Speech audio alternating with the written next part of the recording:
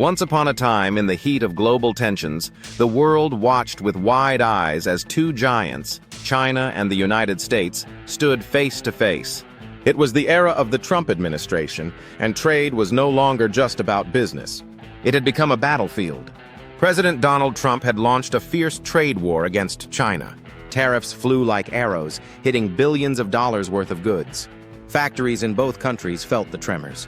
Farmers, businessmen, and workers across the globe held their breath, waiting to see who would blink first.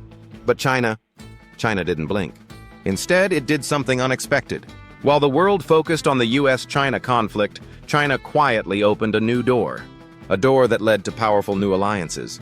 Behind the scenes, Chinese diplomats, investors, and strategists began strengthening relationships in Europe, Africa, and especially with countries in Southeast Asia.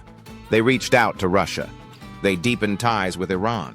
They invested billions into the Belt and Road Initiative, building roads, ports, and railways in dozens of countries, offering friendship, trade, and long-term cooperation. These weren't just deals, they were seeds. Seeds of influence, of power.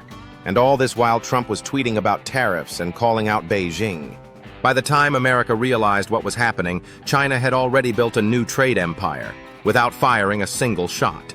The lesson? While one side played checkers, the other played chess.